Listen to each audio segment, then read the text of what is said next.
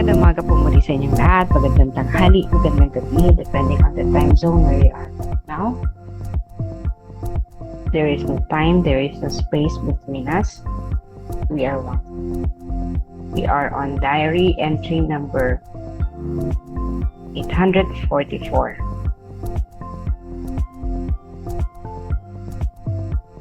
Sister C came in the afternoon and took me home for the holidays. I was happy to be reunited with the community. As we were riding through the city, Krakow, I imagined it was the town of Bethlehem. As I watched all those people hurrying about, I thought, who is meditating today in recollection and silence on this inconceivable mystery? O pure Virgin, you are traveling today, and so am I. I feel that today's journey has its symbolism. O radiant Virgin, pure as crystal, all immersed in God, I offer you my spiritual life. Arrange everything that it may be pleasing to your Son. O my Mother, how ardently I desire that you give me the infant Jesus during the midnight mass.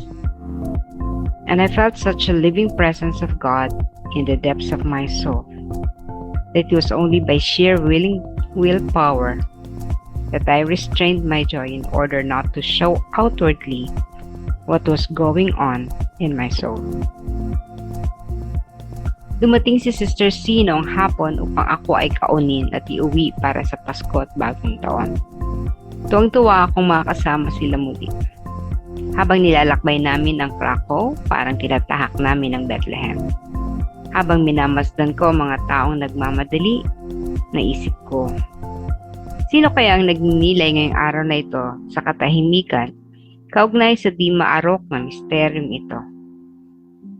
O dalisay na Birhen, ikaw ay naglalakbay din ngayong araw na ito katulad ko. Nararamdaman ko na ang paglalakbay ngayong araw na ito ay may sariling kahulugan. O maningning na Birhen, singdalisay ng kristal, ganap na nakalubog sa Diyos. Iniaalay ko sa iyo ang aking espiritual na buhay. Ayusin mo ang mga bagay-bagay upang maging kalugod-lugod sa iyong anak. O aking ina, lubos kong ninanasa na ibigay mo sa akin ang batang Jesus sa gabi ng misa. Naramdaman ko ang buhay na presensya ng Diyos sa kailaliman ng aking kaluluwa. Na sa labis na panloob na kapangyarihan ko lamang mapipigilan ang aking galak upang hindi maipakita ang nagaganap sa aking kaluluwa. Okay, since sequential ang ating reading from the diary, magkaiba itong okasyon na to sa okasyon natin ngayon, but we will try to relate this. Sister Faustina was writing this entry in her diary. It was Christmas time. It was the eve of Christmas. And she said that people are hurrying, going to and from, no, busy kasi magpapasko, lahat yan, di ba, sa buong mundo. They're busy buying gifts, preparing for the dinner, everything for Christmas, no? It's holiday, it's holy day, and people are gathered. There are reunions, no? Katulad nito, Faustina was reuniting with the sisters in her congregation. So galak na galak siya noon. But more than that, mas nagagalak siya dahil as she was traveling back to Krakow, ini-imagine niya that she was traveling to Bethlehem. And we know that Bethlehem is the place where Jesus was born. So people are usually busy with external preparations and failing to understand the true meaning of the coming of the Lord. Okay, so the following day will be the birth of Jesus Christ, the nativity of Jesus.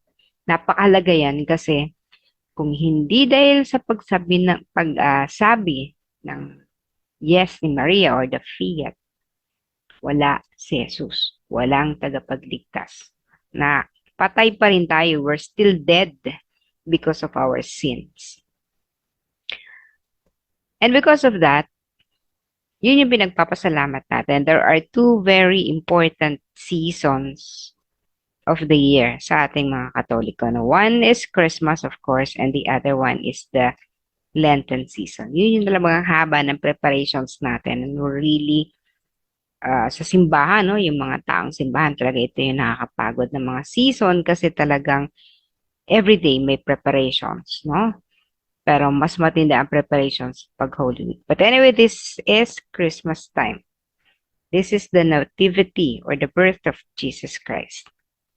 And today is Pentecost. Alam niyo ba yung Pentecost is the birth naman of our church. So if Christmas is the birth of Jesus Christ, Pentecost is the birth of our church. Pentecost came from, the root word is pente, no? So ito yung parang prefix, pente, or penta, diba? When we say penta, it's 5. But in this case, 50 days. Okay, after, you count 50 days after the resurrection o yung pagkabuhay na muli na ating Panginoong Jesucristo, and then you will arrive at the Pentecost. So it happens after 10 days after Ascension. Okay. After Ascension, the apostles were given the gift of the Holy Spirit. This is the descent, yung tinatawag na descent of the Holy Spirit, yung pagpanaog ng Espiritu Santo sa mga apostol at sa mga tagasunod ni Jesus, no? At ito ay makikita doon sa sinasabi nilang bilang apoy on top of the head or on the crown.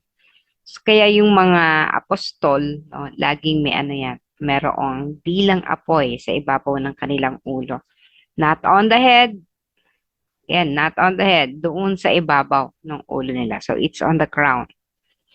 And again, it's the birth of the church. Bakit it's the birth of the church? Kasi dito siya nagkaroon ng mga instructions kung anong gagawin. So, if Jesus died 33 years after being born, and today is 2024, so the church is now 1,991 years old. The Pentecost is a promise made by Jesus. No? Tinutupad lang niya yung pangako niya na pag-alis niya, syempre wala nang guide yung mga apostoles. No? Magpapadala siya, ipapadala niya ang banal na espiritu upang maging gabay at palakasin ang mga disipulo. Kasi wala na siya in the physical body. So, ito yung pangako niya. Magpapadala siya ng Espiritu Santo. And the Holy Spirit is also formless. Katulad ng God the Father who is formless. Wala siyang forma. Sinisimbolize lang yan ng dove, na puting kalapati. But basically, it is formless. The Holy Spirit is formless. Pure Spirit also. Nung pinadala ng Panginoong Hesus ang Espiritu Santo, 'di ba? Nakapagsalita yung mga ito, no, yung mga apostoles ng iba't ibang lengguwahe. So this actually means unity in diversity kasi pupunta na siya kung saan-saan, no? So they would be speaking in different languages. And so they will be uniting everyone. Bagamat magkakaiba-iba, okay, magkakaroon ng pagkakaisa. And when we are trying to unite, dito mo ma-appreciate yung pagkakaiba-iba. So, hindi kasi tayo dapat sinasabi natin, dapat ganito kayo, dapat ganyan. We should appreciate the diversity. Imagine niyo kung ang mundo, iisa lang ang damit. Iisa lang ang wika, iisa lang ang kultura, iisa lang ang pagkain, kinakain. The staple food, yung kultura ng kain. Imagine niyo na naiisa, no? 'Di ba nakaka-bore? Yung parang ganito at ganito, wala kang lugar for exploration, wala kang avenues for development, 'di ba? Kasi iisa nga eh. Pero kapag nakita mo, halimbawa, sa food, no, iba't ibang cuisine, na-appreciate mo yung iba-ibang pagkain na iba't ibang lugar. Ah, masarap pala pag may ganito. Ah, okay pala yung ganun, no? So makikita mo yung diverse culture and you will be appreciating everything. That is the same with religion. Iba-iba ang ating paniniwala. But we are basically worshiping the same God. May isa lang naman ang konsepto ng ah, ang relihiyon, wala namang nagtuturo ng pangit. And every religion is fostering or every religion is presenting differences, no? Pero ma-appreciate mo yung mga if you are, no? If you are truly spiritual, you will be able to appreciate the beauty of the Buddhist religion, the beauty of Islam, the beauty of Hinduism, all the major religions, no? The beauty of the Jewish tradition, yung Judaism, no? Lahat yan, marami. Um, hindi tayo yung parang nagsasabi na tayo lang yung tama. So imagine niyo if you are if you are in the spiritual uh, nasa spiritual work ka pero sasabihin mo ikaw lang yung tama because you have Jesus in you at hindi mo kinikilala yung ibang relihiyon na nauna tapos na basically ay nagtuturo din naman ng mabuti, no? So we have to unite. And in uniting, hindi mo kukubabawan. I-appreciate mo yung pagkakaiba-iba, but you are uniting everyone. No? Katulad lang ng konsepto ng ecumenism. Iba-iba siya, iba-ibang relihiyon, no? Pero nagkakaisa sa iisang Diyos na may ganitong adhikain. That is ecumenism. And so if we unite ourselves despite our differences, then we have the beauty of God. Kasi kahit ang Diyos, may iba-ibang ipinadalang kulay, hindi lang kulay puti. From white, kapag sininagan yan, no, 'di ba? Nagkakaroon ng 7 kulay mula sa isang pure white, no? So nag-ano siya, naghiwa-hiwalay yung mga kulay, nagkaroon ng 7, 'di ba? And from that 7 colors, nag-combine ang mga colors, nagkaroon ng marami pang kulay, 'di ba? So that is unity in diversity. Bagamat magkakaiba tayo, kapag magre-respetuhan tayo, no, hindi natin sasabihin na, pangit yung relihiyon mo, walang kwenta yan. Eto kami, eto ang tama. Then, you are off track, no? Hindi yan yung esensya ng Pentecostes na binigyan ng kapangyarihan ng mga apostoles para ipalaganap, no, ang mabuting balita sa buong mundo without yun nga nung pagkukubabaw. No? So imagine when I was in Thailand na way back na 2019. Punta ako ng cathedral. Catholic cathedral. At doon sa mga sinisimbahan ko, syempre sisimba tayo, no? Mga binisita ko mga simbahan. Hindi mo makikita doon kung ano yung nakikita mo sa mga simbahan sa Pilipinas. Doon, nag-adapt sila sa kultura doon. Ano? So may gong. Bawa yung gong. Kasi yung itsura ng mga simbahan nila. Hindi katulad ng mga simbahan natin. Patterned after their churches. No? Yung Buddhist churches. So, kasi kapag ang iginiit mo, yung sayo lang, hindi ka makakapag-unite. So, you try to see the commonality, and then you respect each other, and then you get to go there. No, ang mabuting balita ay hindi lang yung mabuting balita natin. There's also good news in their scriptures. All right. It is a call to evangelize and proclaim the good news, the unfathomable mercy of God. So, during the Pentecost, di ba, kaya nga sila nakapagsalita in different languages, no? Kasi kailangan nilang mag-evangelize, no? At ipalaganap ang mabuting balita. Na ano ba yung mabuting balita? Ang mabuting balita, di syempre si Jesus ay dumating, si Jesus ay nabuhay, nagpakasakit, namatay, at muling nabuhay. At dahil dito ay mayroong kaligtasan. But again, when we say kaligtasan or salvation, salvation does not only happen in our religion. So if some of you would say, bakit ganon? Bakit ganon ang sinasabi ko? Because over the years, I have learned to respect other religions. Kasi kung yun nga, sabihin natin tayo lang yung maliligtas, we are defeating the purpose of Christ. And then, if we would be able to see them, makikita mo, there is commonality in our spirituality. Hindi lang tayo yung may Trinity. Others also have the Trinitarian God. So, it's, again, yung good news, may good news din sila. Okay, magaganda din yung kanilang scriptures. And if we get to also appreciate them, makikita natin there is commonality. May mga kapareho. Dahil spirituality or the soul is only one. Iisa lang yan. We came from the same God. Iisa lang ang ating pinagmulan. We were created in the same image, no? Hindi magkakaiba. Pare-pareho tayo, no? Pinagmulang kaluluwa, one biggest soul.